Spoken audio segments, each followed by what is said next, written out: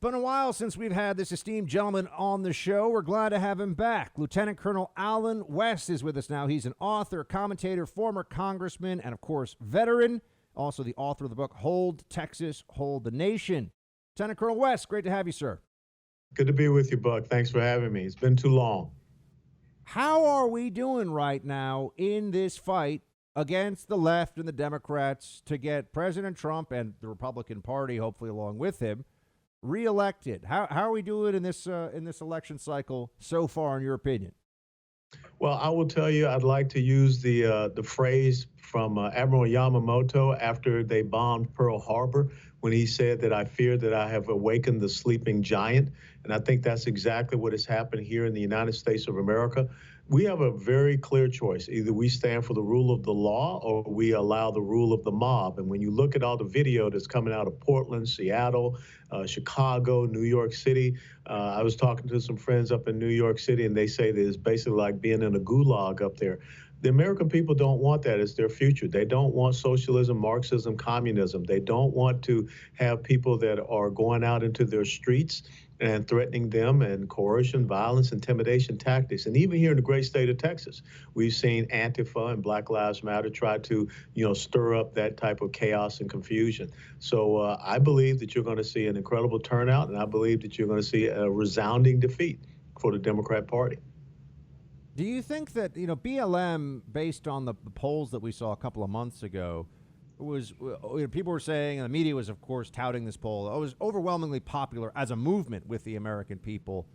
It went away back under the Obama administration. We all remember it started with Michael Brown and Ferguson, and it faded out, and probably because there were a few law enforcement officers, most notably in Texas, in Dallas, almost, I believe it was 6 officers who were murdered by a BLM supporter. And then all of a sudden, 5, thank you, sir, 5 who were murdered by a BLM supporter.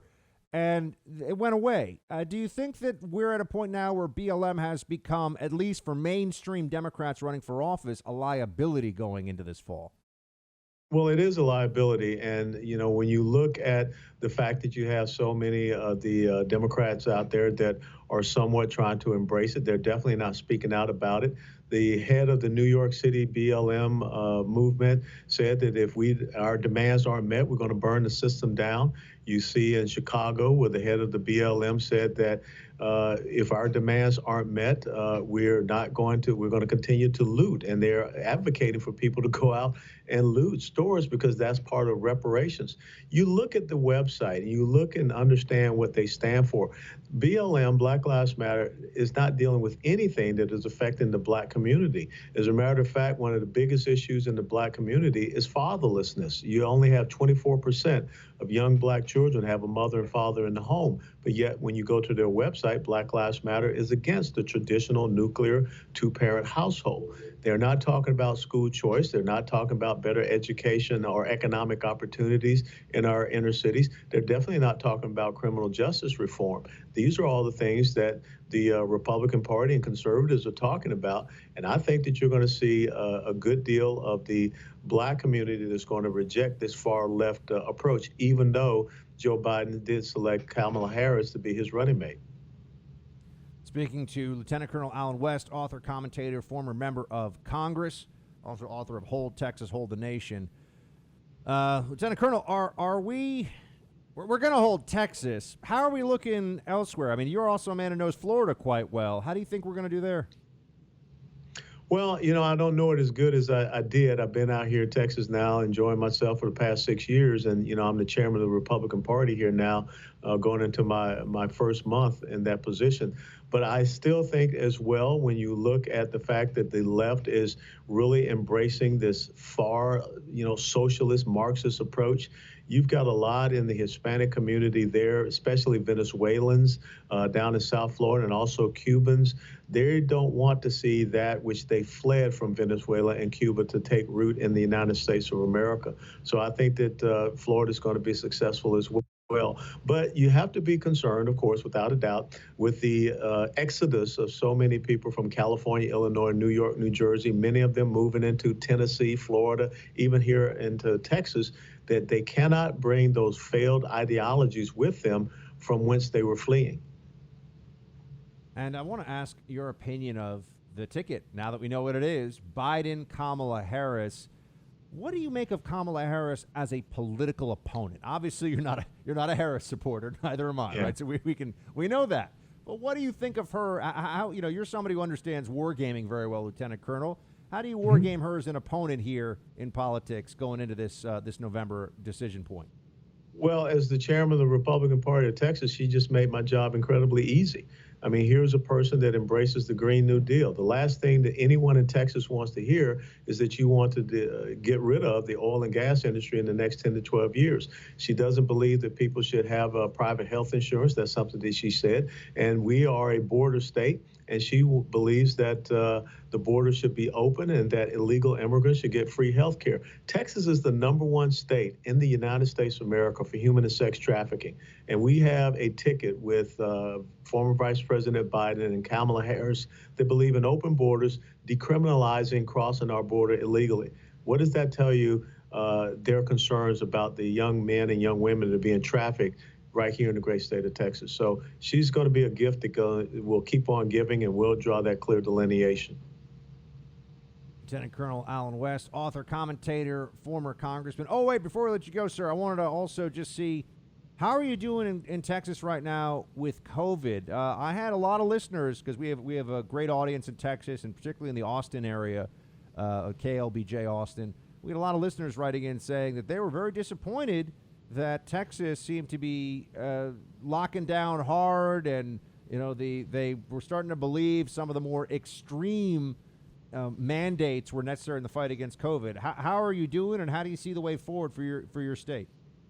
Well, without a doubt, I think the most important thing is that we have to focus on the most severely affected demographics.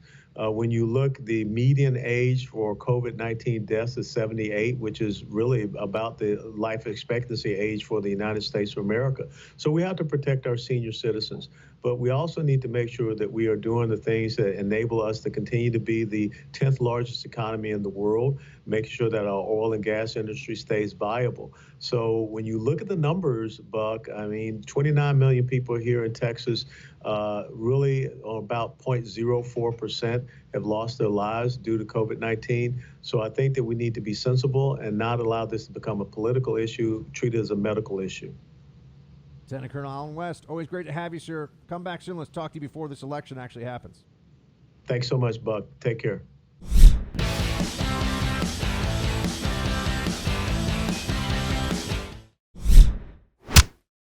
My buddy is back, everyone. Sagar and Jetty in the house. He is a co-host of a show called, well, it's on Hill TV, and I actually, Rising. So I was about to call it Real News. No, everyone, look, Come on, this was, man. I used to be a host of the show, so I didn't forget it on that's right. purpose. I swear to God. I was about to call it Real News, which is what I did at the Blaze. I'm so sorry, Sagar. Rising, a great show on YouTube and on thehill.com called Rising. I was a co-host there. Sagar sits now in the conservative chair holding it down with our mutual buddy, Crystal Ball, representing the left-wing point of view. Check it out on YouTube. Follow Sagar on Twitter. Mr. Sagar, good to have you back, buddy. Good to see you, Buck. How are you, man? I mean, I'm in New York. You're in D.C. I feel like we're both living Yeah. in these very expensive prisons run by idiots. Yeah, no, I mean, that's exactly right, Buck. I mean, life here has basically been terrible for the last 5 months. And the only time it's been good is whenever I left. So there you go. There we go. So I want to ask you about, so here's my take on the Kamala Biden ticket, is that in a way, this is just seeing once again if the Democrat elites can convince enough normal Americans that the far left does not like either of these candidates. We know that, right? These are not the Democrat socialist approved. It's not Warren or Bernie or any. So it's not the real hardcore base of the party. And they're going to try to get the sort of middle of America voters to think that Biden's not scary and crazy. But talk to me about why the elites like particularly Kamala Harris in tech, on Wall Street. Yeah, Buck, the reason they love her is because she's somebody who appears to be moderate, right? And this is the thing. Our political language is broken. Everybody's like, oh, Kamala Harris is so moderate. It's like, well, we don't have the language currently to describe somebody who's like pro reparations, anti ICE, basically pro open borders, but also pro Wall Street, right? So what they love about her is that they can say she's the most progressive, right? That's what you're alluding to. They're trying to con younger normal Americans to say, no, no, no, she's one of you. She's a progressive person. While at the same time, she's a stooge of them. This is the best part, right? Like, do you know how Biden tested his vice presidency? Given his mental capacity, you would think like, they want somebody with the, affairs of the world. You want somebody who's so experienced. No, here's what he did. He basically gave every prospect the ability to headline a Wall Street fundraiser. Whoever brought in the most cash, that person got the vice president. You guessed it, Kamala Harris. She's the one who Wall Street and Silicon Valley, she literally represents Silicon Valley. They loved her whenever she was a candidate, even though no actual citizens liked her. And then whenever she was a VP prospect, she headlined these events for Biden, raised a boatload of cash. That's what this is all about, Buck. It's about they want to be able to go scot-free in a Biden administration and then let them push all this race, identitarian, immigration nonsense. And the rest of us are the ones who get screwed. What do you think is the reason, or what are the reasons that the Democrat elites, they wanted, remember, it's not like, oh, Kamala's acceptable to them. They were all, right. And I'm talking journalists, obviously. I consider them the poorly paid Democrat elites, right? Journos are the ones, they're like clinging on to their rich cousins in the tech and Hollywood, oligarchy, but, and Wall Street, which people, wait, can we just do a little side here? And I was about to call you Tucker, geez, because you're on Tucker's show all the time. Saagar, when are people going to realize that Wall Street is Democrat now? How do we get this to change? Wall Street, the big hedge funds, Goldman Sachs, they are Democrat PACs. Yeah, they have been for a long time, Buck. That's the truth. And look, like you can go, you don't need to believe Buck. You don't need to believe me. You don't need to believe Tucker. Go look at the money. There's a graphic in Bloomberg that shows you there's only one guy on Wall Street who's really giving Trump any money right now, Steve Schwartzman from Blackstone. Everybody else is going for Biden. A lot of the people there from 2016 who supported Trump, gone. They're all in favor of Biden and of Kamala Harris. So look, when the richest people in the country are all backing somebody, they did not get rich out of the goodness of their hearts, okay? There's something going on. Now, Biden promised these people behind closed doors in an openly reported pool report. You can go see it. It's a quote. He told Wall Street, quote, nothing will fundamentally change. Well, we're living through the most transformative economic moment, like in probably 100 years. That's a great message if you were living on Wall Street. And look, these people, what I love about them is how naked they are. Front page of the Wall Street Journal today says Wall Street sighs relief because of Kamala Harris, right? First CNBC article that's in reaction to Kamala Harris says Wall Street approves of Kamala Harris. Now, again, these people don't approve because they're like social justice warriors, although they do support social justice causes for the rest of us while they continue to make billions and billions of dollars. They do it because they know they're going to get away. And I think that Tucker said it best, which is that private equity barons are the ones who are happiest to keep Americans divided amongst race lines while their taxes get cut in half. And I think that's exactly what's going to happen under their administration. Yes, I always think of the checks that flow from Hollywood ultra millionaires, and really that you're talking about producers and studio execs, although not as much anymore, as you are the very well known famous actors who are always writing checks for climate change. It's like indulgences in the medieval church.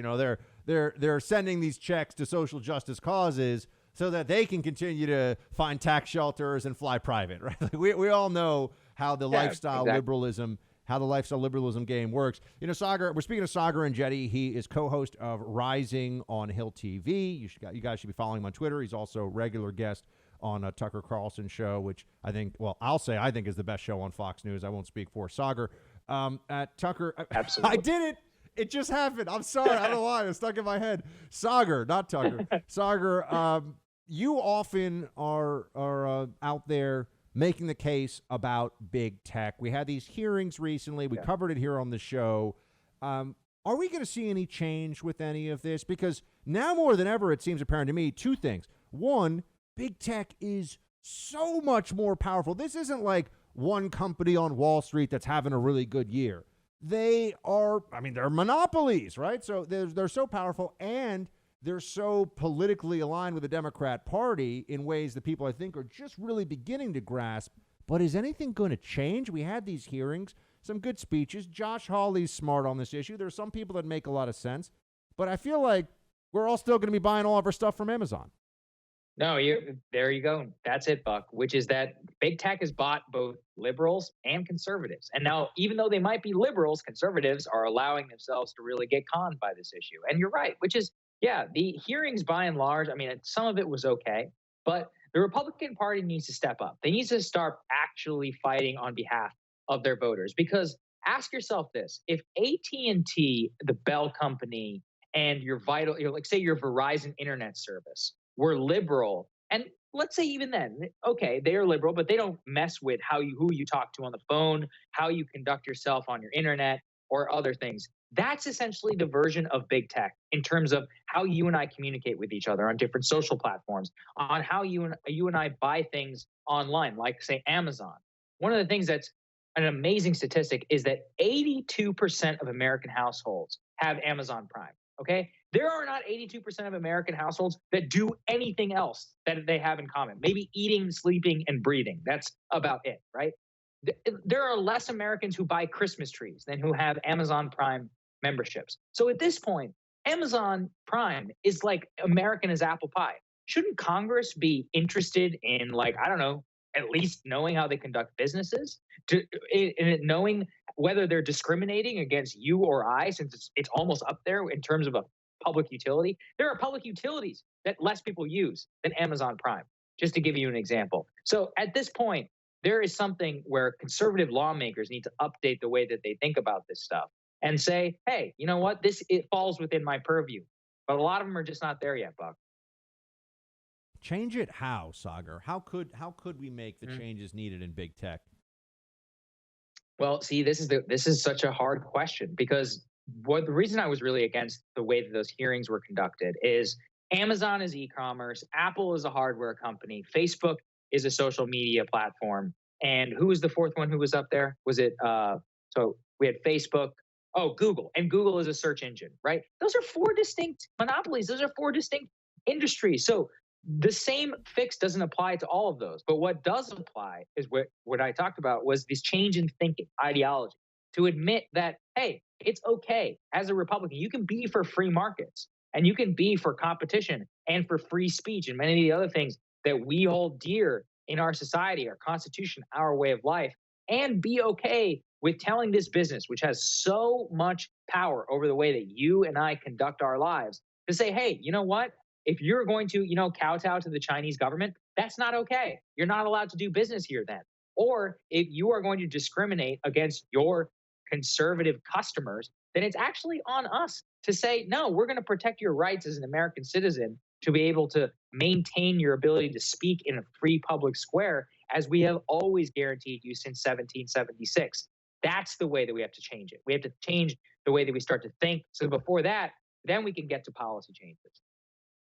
Where should folks go to get more of Sagar and Jetty's wisdom? Well, The Hill on YouTube and twitter.com/esagar, ESAAGAR. There it is. My man Sagar. Have a great one, buddy. We'll talk to you soon. Thanks, Buck. Appreciate you.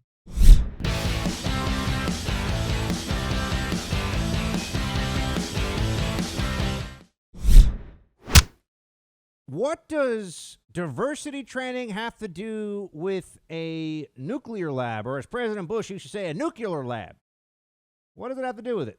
Well, this coming courtesy of the Washington Free Beacon.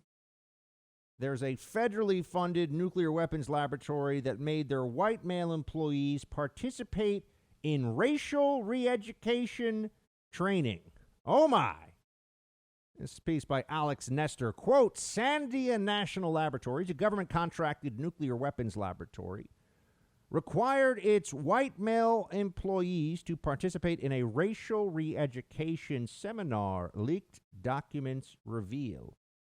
At the 3-day training session called White Men's Caucus on Eliminating Racism, Sexism, and Homophobia in Organizations, participants were encouraged to examine their privilege as white heterosexual men. Christopher Rufo, a visiting fellow at the Heritage Foundation, he's a guy who also got those documents from a Seattle diversity training that I've read to you here on the show. He has leaked documents from the seminar, so this wasn't even a FOIA request. He got leaked documents. And oh, here we go.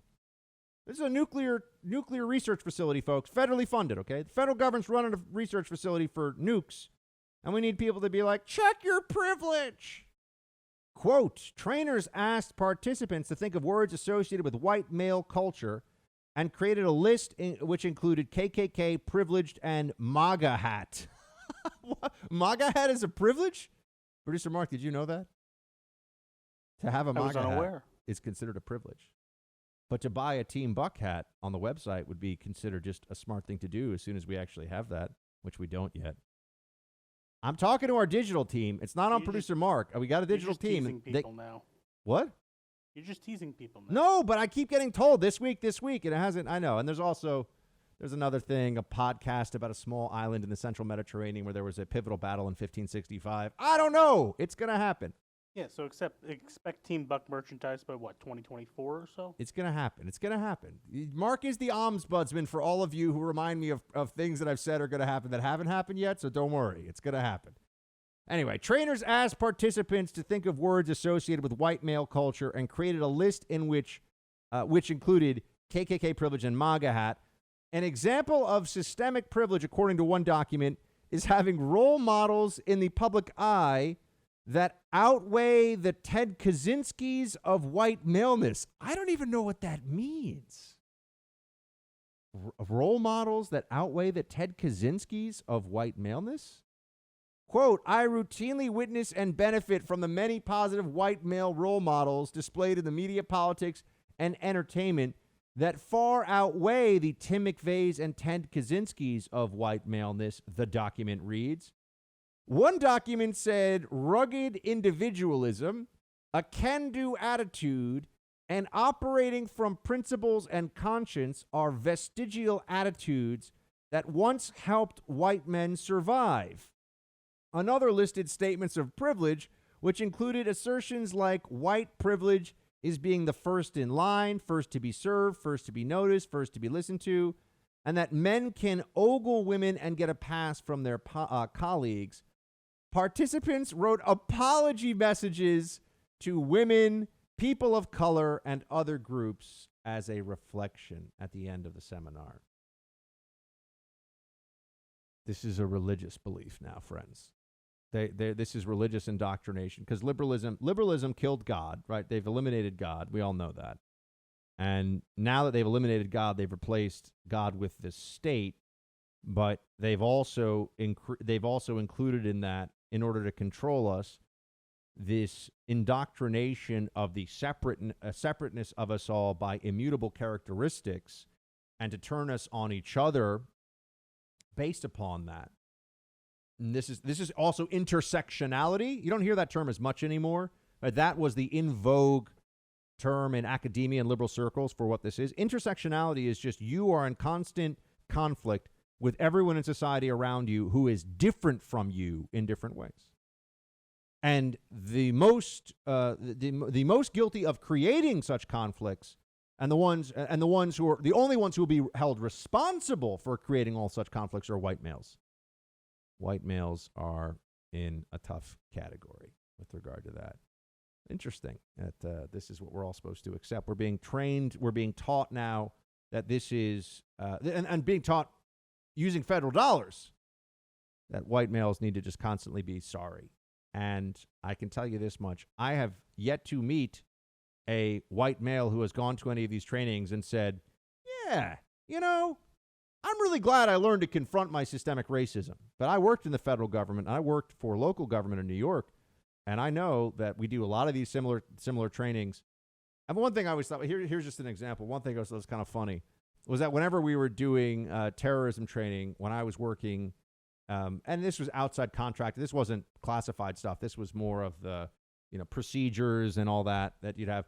When I would do terrorism training stuff, it was always a guy named Phil who was some white Aryan nation guy wanted to blow up a building or something. That was always it was never anybody that would be associated with, I don't know, ISIS or jihadism. For all the training modules, it was always a guy named Phil who lives next door to you in the suburbs and, is just a little too patriotic. So he wants to blow things up. That was the examples the make-believe examples they would always use. But this political correctness has infected the entire federal government. It's affected our entire culture. And it is absurd, but it is also damaging. It is destructive. And I think a part of this as well is not only is it wasteful, but it's counterproductive. So it's dumb, and if anything, I think it works against the intended purpose, because the commentary, for example, in those terrorism trainings, when we walk out of them, among everybody who was really doing that work day in and day out was, oh, okay, I'm glad we need to be on the lookout for our neighbor named Phil who wants to blow up a federal building when we're handling 97% of the cases we're seeing right now that are federal terrorism cases are jihadism related. But I'm glad we're worried about our neighbor Phil, That's the reaction that people actually have to these things. But libs don't care.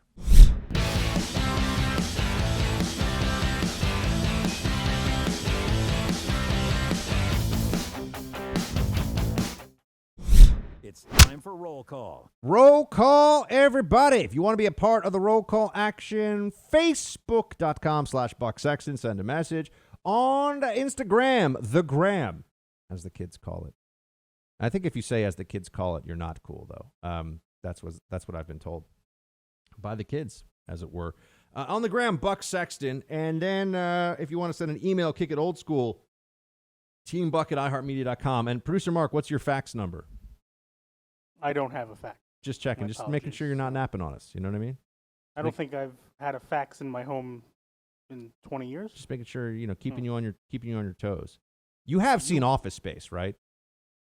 Yes. Right, where they destroy the copy machine. That's how I've always felt about fax machines. You want to just destroy them? Yeah, they're evil devices that are always meant to fail. All right. Kind of like Democrat policies in cities. Ho!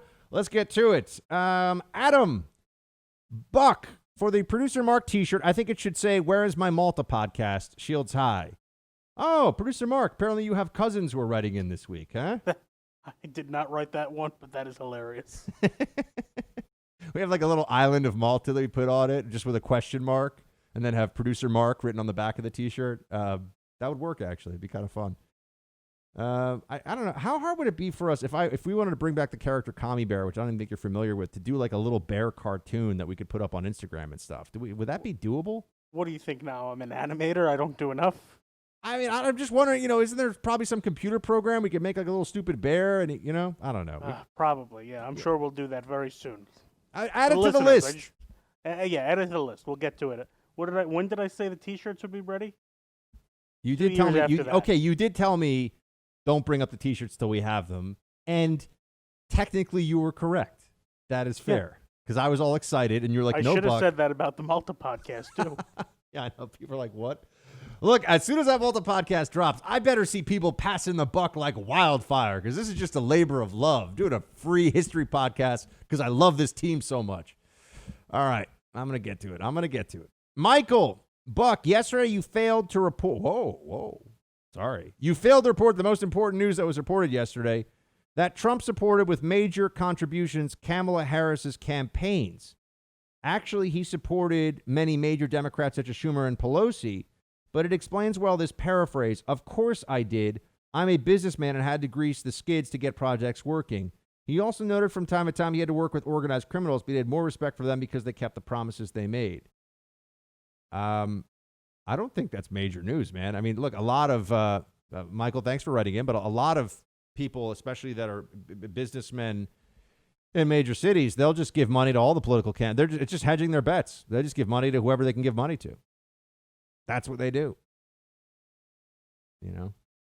That's the way it is. People do that also with prosecutors. Which I got to tell you, if someone's running for district attorney and you have the money, giving a little money to every district attorney that's going to run, if you can afford it, it's not a bad move if you're a rich person. I think you can only give whatever I don't even know what the max was. It $2,500 or something? I don't know what the max is for these. That's the funny thing. We have all these rules about elections. No one even knows them. No one even really understands any of this stuff. Oh, but it's going to keep us all safe from corroding our democracy. Yeah, democracy's pretty corroded. Hate to say it. Mike writes, "Hey, Buck, you and Mark are killing it on the show. Keep up the great work. Mike, you have excellent taste.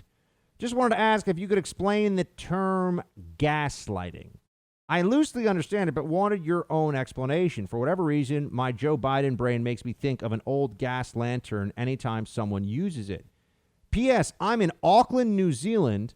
Oh, wow. Team Buck, New Zealand. "And it looks like our manic socialist leader is forcing us into lockdown version 2. Scary times." Yep, you're going to have... I'm sorry to hear that about New Zealand, man. I've been seeing this. New Zealand has a super strict lockdown in place. Keep doing it. Going to keep going through it until there's a vaccine. Keep going through it. Okay, people think that's the move. Notice how even in a small island nation with the most extreme precautions, they still have outbreaks of the virus because the virus is going to virus. We'll see.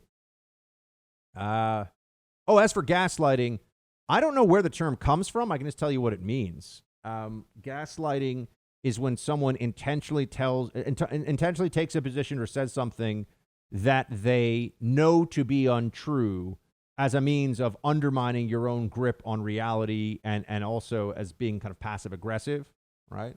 So, yeah, that's gaslighting, saying something obviously untrue and taking that position as a form of rhetorical attack. Here, let me actually, I'm curious if I were to read, if I were to take a definition of gaslighting off the internet. Let me see what it says. Gaslighting, a form of psychological manipulation in which a person or group covertly sows seeds of doubt, making them question their own memory, often evoking in them cognitive dissonance and other changes, including low self-esteem, using denial, misdirection, contradiction, and misinformation.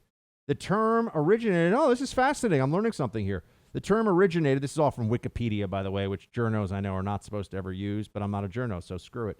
The term originated from the British play Gaslight, 1938, but originally performed as Angel Street in the United States, and its 1940 and 44 film adaptations.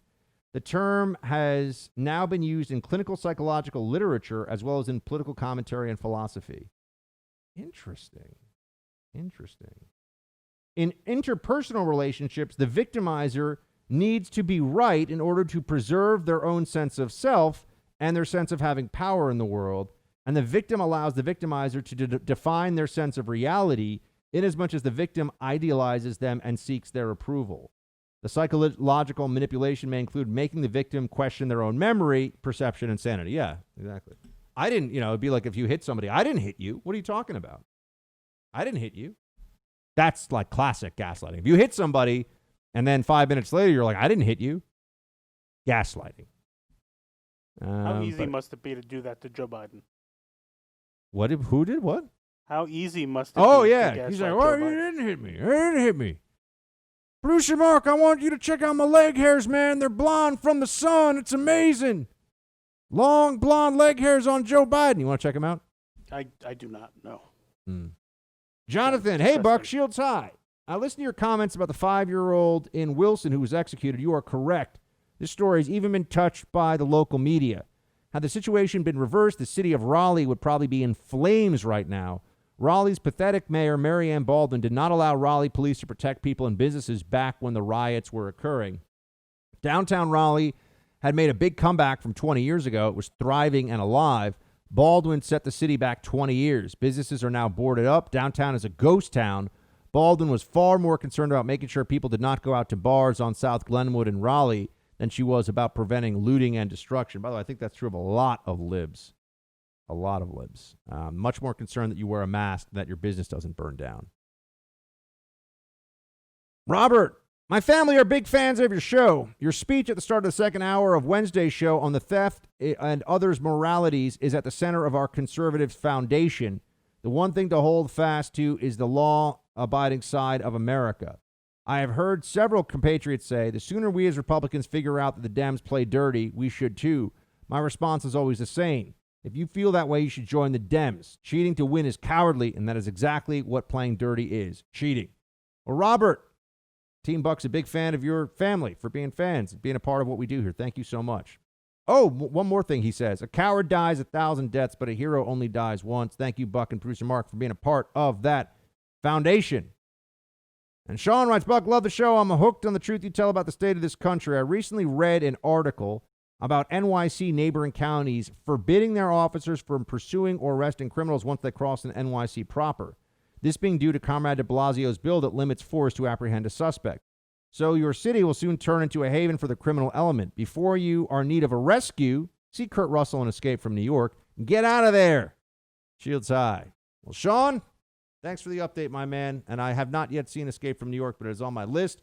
I'm going to be out tomorrow. Mike Slater is going to be in for me. Going to be a great show. Please do give Mike your attention, team. And I'll be back on Monday. I'm going to be in Craven County, North Carolina tomorrow. Give it a little GOP address. It's going to be fun. If you're in the neighborhood, come check it out. Until next time, my friends, you have your orders. Shields high.